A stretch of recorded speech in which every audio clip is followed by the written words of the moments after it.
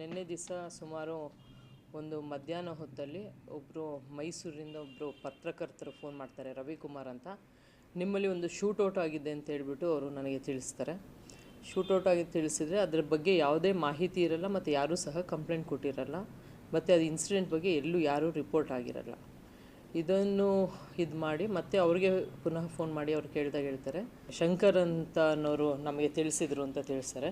ತದನಂತರ ಅವರು ಶಂಕರ್ ಅವ್ರನ್ನ ನಾವು ವಿಚಾರಣೆ ಮಾಡಿದಾಗ ನಾವು ಇನ್ಸ್ಪೆಕ್ಟ್ರಿಗೆ ನಾನು ಆ ನಂಬರ್ ಕೊಡ್ತೀನಿ. ಇನ್ಸ್ಪೆಕ್ಟ್ರ್ ಫೋನ್ ಮಾಡಿ ವಿಚಾರ ಮಾಡಿದಾಗ ಅವರು ಯಾರೋ ಒಬ್ಬರು ಈ ಥರ ಹಿಂಗೆ ನಮ್ಮ ಗಾಡಿನ ಓವರ್ಟೇಕ್ ಮಾಡ್ಕೊಂಬಂದು ಬೈದರು. ನಂತರ ಅವರು ಯಾವುದೋ ಒಂದು ಆಯುಧನ ಕಿಟಕಿಯಿಂದ ಹೊರಗೆ ತೆಗೆದು ಒಂದು ಫೈರ್ ಮಾಡಿದ್ರು ಅಂತ ಹೇಳ್ಬಿಟ್ಟು ತಿಳಿಸಿರ್ತಾರೆ. ತದನಂತರ ಅವ್ರಿಗೆ ಬಂದು ಕಂಪ್ಲೇಂಟ್ ಕೊಡಿ ಅಂದರೆ ಅವರು ಫೋನು ಸ್ವಿಚ್ ಆಫ್ ಇರುತ್ತೆ. ಮತ್ತು ಅವರು ಸಂಜೆಯಲ್ಲಿ ನಾವು ಅವರು ಎಲ್ಲಿಂದ ಫೋನ್ ಮಾಡಿದ್ದಾರೆ ಅಂತ ಹೇಳ್ಬಿಟ್ಟು ತದನಂತರ ನಾವು ಸಹ ರವಿಕುಮಾರ್ ಫೋನ್ ಮಾಡಿ ಯಾಕೆ ಅವ್ರು ಫೋನ್ ಸ್ವಿಚ್ ಆಫ್ ಮಾಡಿದ್ದಾರೆ ಮತ್ತು ಅವರು ಕಾಂಟ್ಯಾಕ್ಟು ಹೆಂಗೆ ಮಾಡಬೇಕಂತ ಹೇಳ್ತಾರೆ. ಅವ್ರ ಜೊತೆಲಿರೋರು ಯಾರೋ ಬೇರೆಯವ್ರದ್ದು ಕೊಟ್ಟರು. ಸರಿ ಅಂತೇಳಿ ನಮ್ಮ ಸ್ಟಾಫ್ನ ಅಲ್ಲಿಗೆ ಕಳಿಸ್ಕೊಟ್ಟಿದ್ದು. ತದನಂತರ ಶಂಕರ್ ಅವರು ನಿನ್ನೆ ರಾತ್ರಿ ಬಂದು ಒಂದು ಕಂಪ್ಲೇಂಟ್ ಕೊಡ್ತಾರೆ. ಅದರಲ್ಲಿ ಇವರು ಒಂದು ಸೂಪರ್ ಸ್ಪೀಡ್ ಸರ್ವಿಸ್ ಕೊರಿಯರ್ ಅಲ್ಲಿ ಅವರು ಕೆಲಸ ಮಾಡ್ತಾಯಿರ್ತಾರೆ ಸುಮಾರು 20 ವರ್ಷಗಳಿಂದ. ಇವರು 2ನೇ ತಾರೀಕು ಬೆಳಗಿನ ಜಾವ ಸುಮಾರು 4:50 ಗಂಟೆಗೆ ಅವರು ಬ್ಯಾಂಗ್ಳೂರು ಮೈಸೂರು ಹೈವೇಲಿ ಹೋಗಬೇಕಾದ್ರೆ ಯಾವುದೋ ಒಂದು ಗಾಡಿ ಬಂದು ಅವ್ರಿಗೆ ಬೈದು ಅವಚ ಶಬ್ದದಿಂದ ಬೈದು ತದನಂತರ ಗಾಡಿ ನಿಲ್ಲಿಸ್ಬೇಕು ಅಂತೇಳ್ಬಿಟ್ಟು ಓವರ್ಟೇಕ್ ಮಾಡ್ತಾರೆ. ಓವರ್ಟೇಕ್ ಮಾಡಿ ಸೈಡಲ್ಲಿ ಅವ್ರಿಗೆ ಯಾವುದೋ ಒಂದು ಆಯುಧದಿಂದ ಒಂದು ಫೈರ್ ಓಪನ್ ಮಾಡ್ತಾರೆ. ತದನಂತರ ಇವರು ಅದಕ್ಕೆ ವೆಪನ್ ನೋಡಿದ ತಕ್ಷಣ ಅವರು ಸ್ಟಾಪ್ ಮಾಡ್ತಾರೆ ವೆಹಿಕಲ್. ಬಟ್ ಅವರು ಸ್ಟಾಪ್ ಮಾಡಲ್ಲ, ಸೀದಾ ಹೊರಟೋದ್ರು ಅಂತ ಒಂದು ಕಂಪ್ಲೇಂಟ್ ಕೊಟ್ಟರು. ಇದಕ್ಕೆ ಸಂಬಂಧಪಟ್ಟಂತೆ ಕ್ರೈಮ್ ನಂಬರ್ 323/26 ಪ್ರಕರಣವನ್ನು ದಾಖಲು ಮಾಡಿಕೊಂಡು ಇದು ಬ್ಲ್ಯಾಕ್ ಫಾರ್ಚುನರ್ ಅಂತ ಹೇಳ್ಬಿಟ್ಟು ಒಂದು ತಂಡವನ್ನು ರಚಿಸಿ ಅದನ್ನು ನಾವು ಟ್ರ್ಯಾಕ್ ಮಾಡಿದಾಗ ಗೊತ್ತಾಗುತ್ತೆ. ಇದರಲ್ಲಿ 7 ಜನ ಹುಡುಗರು ಇರ್ತಾರೆ. ಅದರದಲ್ಲಿ ರೋಹನ್ ಗೌಡ, ಶಶಾಂಕ್, ಅಫಾನ್, ಮಹಮ್ಮದ್ ಉಮರ್, ನಿತಿನ್, ಮಹಮ್ಮದ್ ಅಬೂಬ್ಕರ್ ಮತ್ತು ಸಚಿನ್ ಇದರಲ್ಲಿ ಇದ್ದರು ಅಂತ ತಿಳಿದು ಬರ್ತದೆ. ಈ ಒಂದು ವೆಹಿಕಲಲ್ಲಿ ಏನು ಬ್ಲ್ಯಾಕ್ ಕಲರ್ ಫಾರ್ಚುನರ್ ಇದೆ, ಇದರಲ್ಲಿ ಒಂದು ಪಿಸ್ಟಲ್, ಅದರಲ್ಲಿ ಮೇಲೆ O3 ಪಿಸ್ಟಲ್ ಅಂತ ಬರ್ತಿದೆ. ಅದರಲ್ಲಿ ರೌಂಡ್ಸ್ ಅಂದರೆ ಗುಂಡುಗಳಂದರೆ ಸಣ್ಣದದು ಪೆಲೆಟ್ಸ್, ಒಂದು ಕಾರ್ಬನ್ ರೀಫಿಲ್ಸ್ ಅಂತ 2 ರೀಫಿಲ್ಸು ಮತ್ತು ಪಿಲೆಟ್ಸ್ಗಳಿದೆ. ಅದ್ರ ಮೇಲೆ ಏರ್ ಗನ್ ಅಂತ ಬರೆದಿದೆ. ಆದರೂ ಸಹ ಇದನ್ನು ಈ ಆಯುಧ ಏನು ಸಿಕ್ಕಿದೆ ಮತ್ತು ಇದರಲ್ಲೇನು ಸಿಕ್ಕಿದೆ ಅದನ್ನು ಎಲ್ಲನೂ ಸೀಸ್ ಮಾಡಿ ಅದನ್ನು FSL ಕಳಿಸ್ಬೇಕು. FSLಂದ ವರದಿ ಬಂದ ನಂತರನೇ ಅದು ಏನು ವೆಪನ್ ಅಂತ ಗೊತ್ತಾಗುತ್ತೆ. 2 ವೆಪನ್ ಅಲ್ಲ, ಒಂದೇ ವೆಪನ್. ಅದು ಪಿಸ್ಟಲ್ ಅಂದರೆ ಏರ್ ಗನ್ ಅಂತ ಹೇಳ್ತಾರೆ. ಅದನ್ನು ಏರ್ ಗನ್ ಅಂತ ಅದ್ರ ಮೇಲೆ ಬರೆದಿದೆ. ಬಟ್ ಅದು ಏರ್ ಗನ್ ಅಂತ ಕನ್ಫರ್ಮ್ ಆಗಲಿಕ್ಕೆ ನಮಗೆ ಫೊರೆನ್ಸಿಕ್ಕಿಂದನೇ ಬರಬೇಕಾಗ್ತದೆ. ಏರ್ ಗನ್ ಆ್ಯಕ್ಚುಲಿ ಈ ವಿಚಾರಕ್ಕೆ ಅಲ್ಲ, ಇನ್ ಜನರಲ್ ಹೇಳ್ತೀನಿ. ಏರ್ ಗನ್ನೇ ಆಗಿದ್ದರೆ ಅದು ಏರ್ ಗನ್ಗೆ ಲೈಸೆನ್ಸ್ ಇರಲ್ಲ. ಅದು ಒಂದು ಶಬ್ದ ಬರುತ್ತಷ್ಟೇ ಏರ್ ಗನ್ನು. ಇದನ್ನು ಯಾವಾಗ ಪರ್ಚೇಸ್ ಮಾಡಿದ್ರು, ಯಾರು ಪರ್ಚೇಸ್ ಮಾಡಿದ್ರು, ಇದನ್ನೆಲ್ಲ ವಿಚಾರದಿಂದ ತಿಳಿಬೇಕಾಗಿದೆ. ಇನ್ನು ತನಿಖೆಯಿಂದ ಅವರು ಒಂದು ದರೋಡೆ ಇಲ್ಲ, ಒಂದು ಅಫನ್ ಅನ್ನೋ ಒಂದು ಬರ್ತ್ಡೇ ಪಾರ್ಟಿ ಇರುತ್ತೆ. ಆ ಬರ್ತ್ಡೇ ಪಾರ್ಟಿ ಮುಗಿಸ್ಕೊಂಡು ಎಲ್ಲರೂ ಕುಡಿದಿರ್ತಾರೆ ಮತ್ತು ಆ ಕಾರ್ ಅವ್ರಿಗೆ ದಾರಿ ಬಿಡದೇ ಇರೋದ್ರಿಂದ ಒಂದು ಫನ್ಗೋಸ್ಕರ ಮಾಡಿದ್ದಾಗೆ ತಿಳಿದು ಬಂದಿದೆ. ಇದು ಫನ್ಗೋಸ್ಕರ ಫೈರ್ ಮಾಡಿದ್ದಾರೆ ಅಂತ ಇದುವರೆಗೂ ವಿಚಾರಣೆಯಿಂದ ತಿಳಿದು ಬಂದಿದೆ. ಅವರು ಒಂದು ರೆಸಾರ್ಟ್ಸಲ್ಲಿ ಮಾಡಿದ್ದಾರೆ. ಮಂಡ್ಯ ವ್ಯಾಪ್ತಿಯಲ್ಲಿ ಯಾವುದೋ ಒಂದು ರೆಸಾರ್ಟ್ಸಲ್ಲಿ ಬರ್ತ್ಡೇ ಫಂಕ್ಷನ್ ಆಚರಿಸಿ ಬರಬೇಕಾದ್ರೆ ಈ ಒಂದು ಘಟನೆ ನಡೆದಿದೆ ತಿಳಿದು ಬಂದಿದೆ.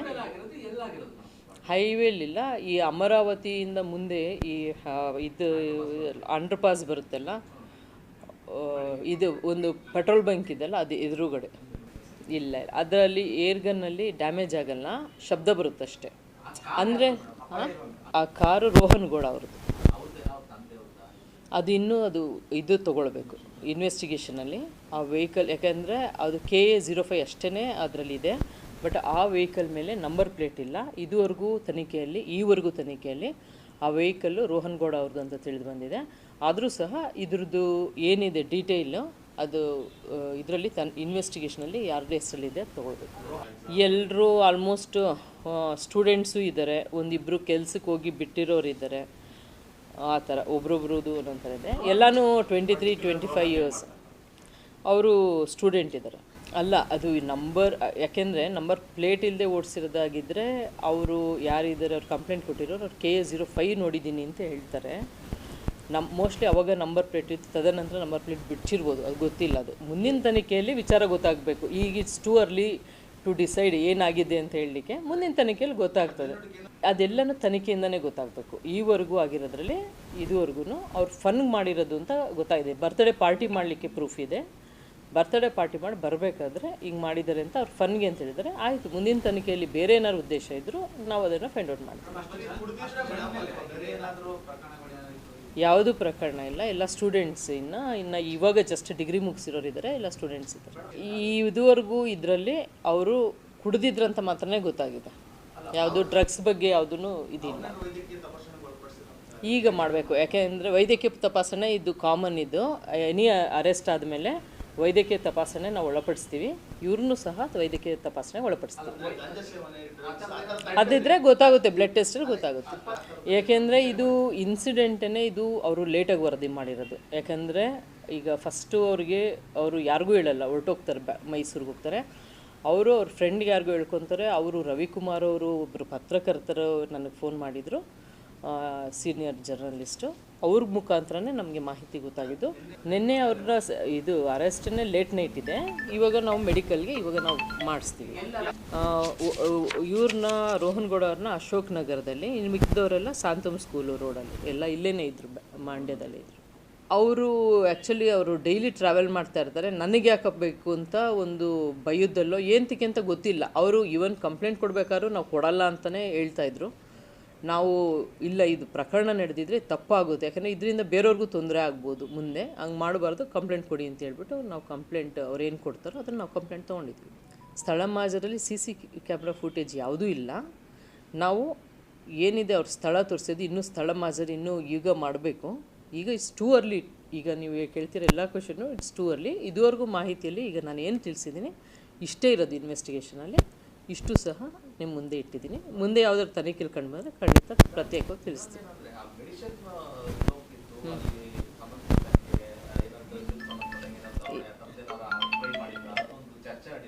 ಇಲ್ಲ, ಅದೆಲ್ಲ ಸುಳ್ಳು. ಅದು ಅದು ಮಾಮೂಲಿ, ಅದು ಮೆಡಿಸನ್, ಅದು ಹಾಸ್ಪಿಟ್ಲಿಗೆ ಕರ್ಕೊಂಡು ತೊಗೊಂಡೋಗುವಂಥ ಮೆಡಿಸನ್ಸು.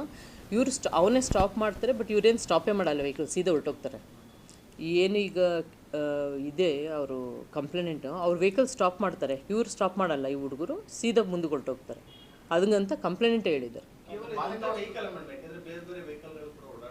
ಯಾವುದು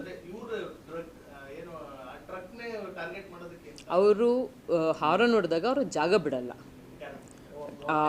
ಅವನು ಟ್ರಕ್ ಇದ್ದಾನೆ, ಅವನು ಜಾಗ ಬಿಡಲ್ಲ. ಅದು ಇವರು ಕುಡ್ದಿರ್ತಾರಲ್ಲ, ಹಂಗಾಗಿ ನಾವು ಓವರ್ಟೇಕ್ ಮಾಡ್ದು ಅಂತ ಹೇಳ್ತಾರೆ. ಹೌದು, ಅದೇ ಥರ ಹೇಳಿಕೆ ಕೊಟ್ಟಿದ್ದಾರೆ ಕಂಪ್ಲೇಂಟ್. ಈಗ ಮಾಡಿಸ್ತೀವಿ. ಅದು ನೀವು FSLಲ್ಲಿ ಗೊತ್ತಾಗಬೇಕದು. ನಾವು ಏನಿದೆ ನಮ್ಮದು ಪ್ರೊಸೀಜರ್ ಪ್ರಕಾರ ನಾವು ಮಾಡ್ತೀವಿ. ಅದು ಇವಾಗ ಏರ್ ಗನ್ ಅಂತ ನಾವು ಈಗ ಡಿಸಿಷನ್ ತೊಗೊಳ್ಳಿಕ್ಕಾಗಲ್ಲ. It's is a weapon. ನಾವು ಅದನ್ನು FSLಗೆ ಕಳಿಸ್ಬೇಕಾಗ್ತದೆ, ಫೊರೆನ್ಸಿಕ್ ಲ್ಯಾಬ್ಗೆ. ಫೊರೆನ್ಸಿಕ್ ಲ್ಯಾಬಲ್ಲಿ ಅದು ಯಾವ ಗನ್ ಅಂತೇಳಿ ಅವರೇ ಕೊಡಬೇಕು ವರದಿ, ನಾವು ಕೊಡಲಿಕ್ಕಾಗಲ್ಲ. ಹಾಗಾಗಿ ಈಗ ಏನು ನಾವು ಆರ್ಮ್ಸ್ ಆ್ಯಕ್ಟಲ್ಲಿದೆ ಅದನ್ನೇ ನಾವು ಪ್ರಕರಣ ದಾಖಲು ಮಾಡಿದ್ದೀವಿ. ನಾವು ಏನಿದೆ ಲೀಗಲ್ ಪ್ರೊಸೀಜರ್ ಅದನ್ನು ಮಾಡ್ತೀವಿ. ಒಂದೇ ಕಂಪ್ಲೇಂಟ್ ಹೇಳಿರೋದು ಒಂದೇ. ಆಮೇಲೆ ಕಂಪ್ಲೇಂಟು ಐಡೆಂಟಿಫೈ ಮಾಡಿದ್ದಾರೆ, ಅದು ವೆಪನ್ನು ಸೇಮ್ ವೆಪನ್ ಅಂತ ಒಂದೇ ಇದೆ. ಅದೆಲ್ಲ ಗೊತ್ತಿಲ್ಲ ನನಗೆ. ಈಗ ಏನಿದೆ ನೆಕ್ಸ್ಟು ತನಿಖೆಯಿಂದ ಏನು ಗೊತ್ತಾಗುತ್ತೆ ಅದು ಬೇಕಾದ್ರೆ ನೆಕ್ಸ್ಟ್ ತಿಳಿಸ್ತೀನಿ. ಈವರೆಗೂ ತನಿಖೆಯಲ್ಲಿ ಇಷ್ಟೇ ಗೊತ್ತಾಗಿರೋದು.